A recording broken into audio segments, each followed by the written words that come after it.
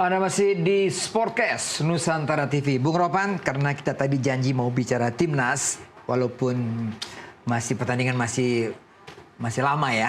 Sebulan lagi. Masih sebulan lagi. Untuk senior ya. Oh, tim senior. Ada update kan mengenai tim senior ini? Pasti orang ingin tahu nih, Bung. Update-nya begini ya, memang banyak yang menginginkan itu apakah ada penambahan pemain, amunisi baru. Itu kan banyak pertanyaan. Rumornya iya, ada Pascal Stroik lah, misalnya akan kemudian Tristan Goyer bisa masuk, banyak lah Miliano, ya masih banyak yang masuk. Tapi Pak Ketua sudah bicara kemarin tuh tidak ada memastikan untuk penambahan pemain. Dia masih percaya dengan skuad yang mengalahkan Bahrain. Artinya untuk sementara cukup. Kalau untuk menjamu Cina nggak perlu tambah pemain, kita bisa lawan. Karena tanpa juga Emil Audero, Dean James, Ole Romani, Joey Pelupesi kan kita oke lah bermain di sana walaupun kalah dengan 2-1. Tapi kalau melihat kenyataan lawan Bahrain kita bermain baik dan kita bisa menang clean sheet, makanya ada keyakinan dari Ketua Umum Pak Erik bahwa dia yakin dengan komposisi yang ada sekarang, Boy, kita bisa mengatasi Cina. Kita bisa menang dan ini bermain di GBK. Itu krusial, harga mati untuk bisa menang. Jadi memang belum ada soal penambahan pemain. Mungkin next, kalau bicara ke depan setelah kita lolos ke putaran keempat. Itu pasti ada penambahan. Dan mungkin saya jamin itu ada. Iya, pasti ada. Pasti ada. Di putaran keempat kan, itu di Oktober misalnya kita bermain September Oktober, pasti ada. Tidak mungkin kalau dengan mempertahankan pemain saat ini untuk menghadapi, karena kita kemungkinan begini, kita lolos putaran keempat, yang kita akan hadapi adalah di grup A itu mungkin saja Emirat Arab, Uni Emirat Arab. Baru satu di B itu adalah Oman. Gitu. Kalau bergeser kita berhadapan dengan Qatar dan Iran. Itu komposisi yang akan kita hadapi. Timnas kita di putaran keempat. Jadi memang perlu ada penambahan pemain. Dan makanya ada rumor 3-4 pemain itu bisa aja. Untuk bisa dapatkan sana. Karena kita harus kuat. Kita kan ingin lolos ke Piala Dunia. Dan Pak Ketua Umum masih yakin bahwa kita bisa mendapatkan tiket Piala Dunia walaupun lewat jalur. Nah, dari sisi komposisi pemain tadi tidak ada penambahan.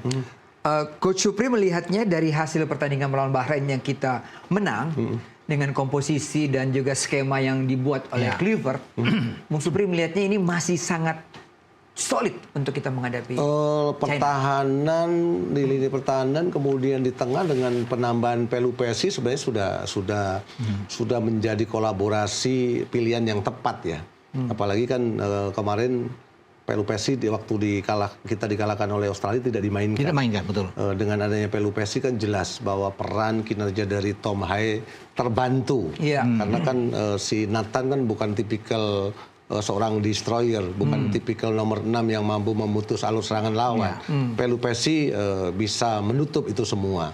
Kemudian kalau ingin nambah pemain, saya pikir untuk lini depan ya. Nomor 9 murni. Karena Ole bukan tipikal lebih nomor 10 dia sebenarnya. Nomor 10. Itu mungkin kalau ingin ada penambahan pemain. Kemudian dengan cederanya Kevin Dix ini juga akan menjadi persoalan baru lagi di sisi sebelah kanan ya. Yang rumornya katanya akan istirahat sampai akhir musim ini. Ini menjadi pekerjaan rumah untuk Patrick Kluivert nanti. Kalau Hilger sendiri gimana Bung Ropan? Dia pindah ke Valencia kan? Pindah ke Spanyol kan? Tadi ke La Liga. Mungkin Malaga yang mengambil dia kan, dilepas oleh 20.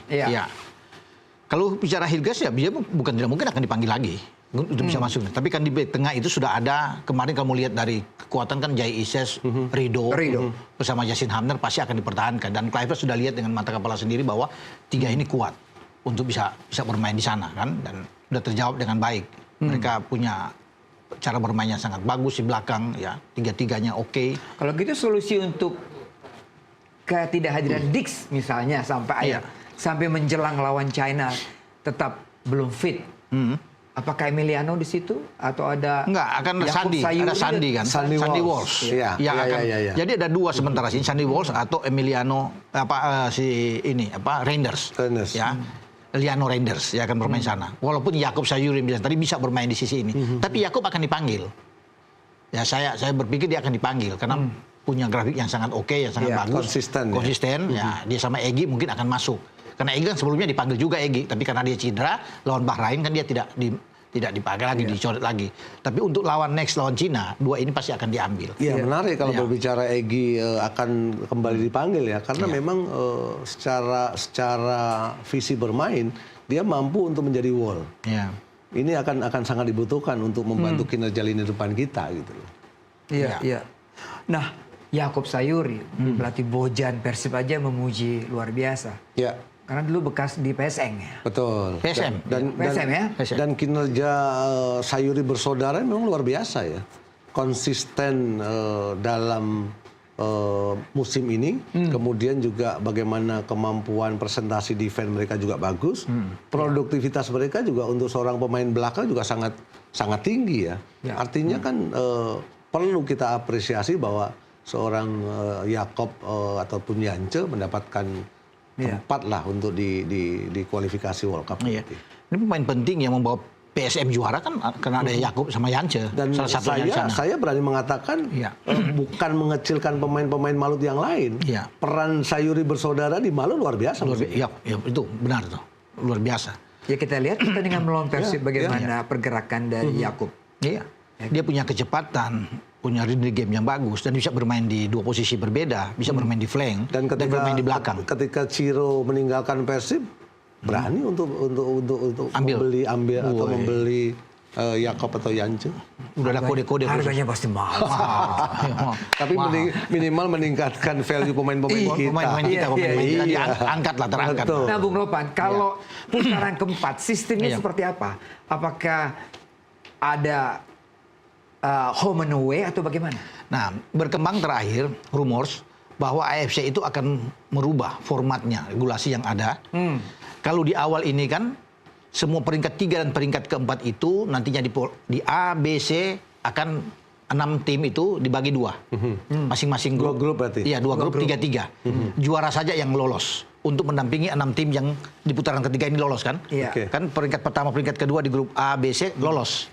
Nah itu regulasi awal, jadi dibagi dari 6 ini dibagi 3, 2 grup ini, itu di tempat netral, itu di awal. Nah berkembang terakhir bahwa peringkat ketiga terbaik dari 6 tim yang ada, Indonesia di peringkat paling bawah di 6 untuk bisa lolos karena nilai 9.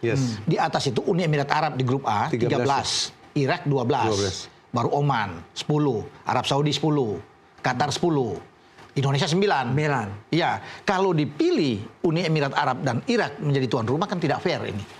Anggap saja mereka pasti lolos sebagai tuan rumah dong. Bahaya sebagai tuan rumah. Makanya itu rumors yang harus dimentahkan. Tetap kembali seperti awal dan Pak Ketua sudah mengatakan tetap dengan formasi yang awal. Gimana?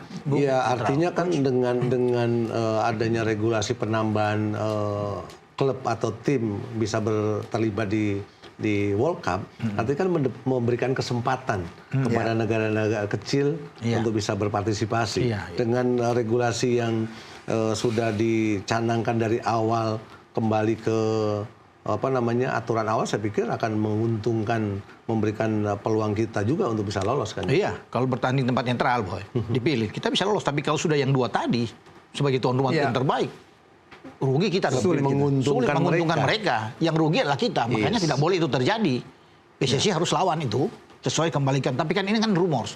Belum ada pernyataan resmi dari AFC yang mengatakan bahwa peringkat ketiga terbaik itu akan sana. Tapi sudah berhembus kencang nih.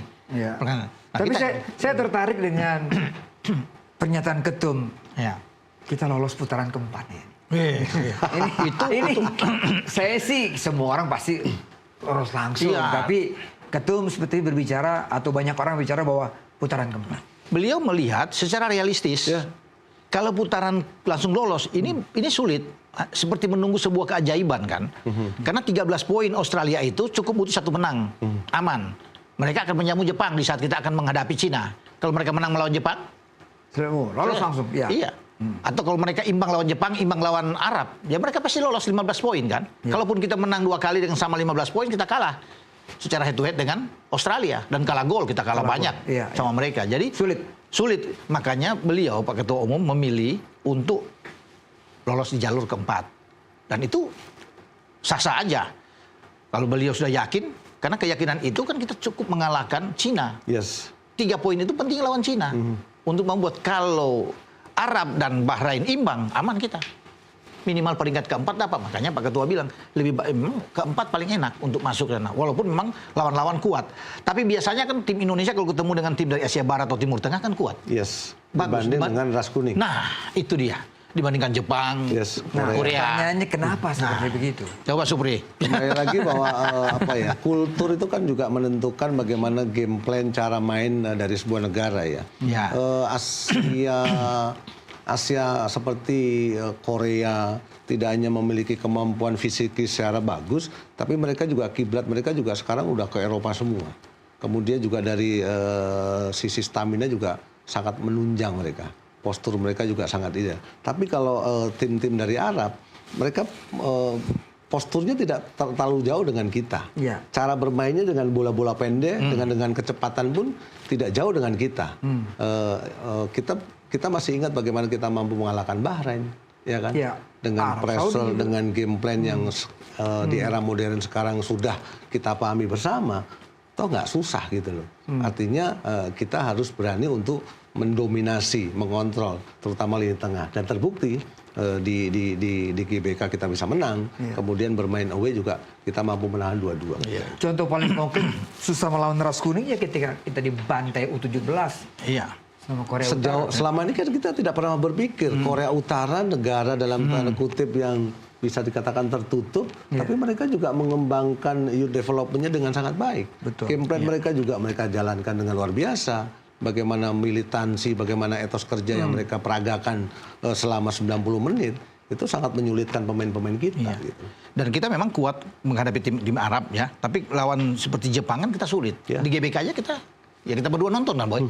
Bagaimana kalah dengan 4 gol kan? Sangat sulit. Jepang saya pikir pasti bermain ya biasa-biasa aja. Kalau mereka mau gas habis, bahaya kita waktu itu. Dan yang menjadi pembeda itu adalah, saya masih ingat ketika federasi menunjuk, bukan mau mengungkit luka lama ya, Sintayong. Pikiran saya cuma satu, etos kerja.